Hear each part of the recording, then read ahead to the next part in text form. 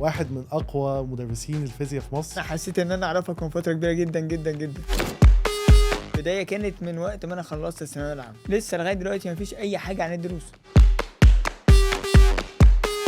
وانا هحكي لك قصص يمكن لاول مره احكيها، يعني عيط قدام ربنا كتير جدا، واعتقد ان اللحظه دي برضه ربنا عايز يوصل لي رساله. المبادر لا يغير اهدافه مستسلما لظروفه. يعني المدرس اللي بيخلي الفيزياء دي ماده ممله ده بيجرم، لان ده علم الحياه وعلم الطبيعه واكتشاف نعم ربنا واكتشاف عظمه الخالق. لكن الحاجات اللي بتكره الطالب في الماده: واحد، ما يطبقش كتير; اتنين، ما يتدرجش. وقفت الدنيا، السنتر اصبح بلا قيمه، والشقه لسه ما كملتش فلوس. لو انت ما كنتش مدرس فيزياء كنت هتبقى ايه؟ حتى لو حاجه تعليميه تانية، يعني بما انك حابب الموضوع. يعني عايز اقول لك احنا كنا لا تتخيل احنا عدينا ال 160 شاب وكلهم شباب. مش شاطر فيزياء ما بحبهاش وجبت 58، جبت 59، جاب الارقام دي مع الاوائل. يعني كان فارق معايا ان انا اشتغل الاول واجيب الدخل او الفلوس اللي ممكن اصرف بيها على الكليه. ما حسيتنيش يعني مش انا اللي هينفع البس التوب ده. لو دول لعبوا عندي انا كده ضعت.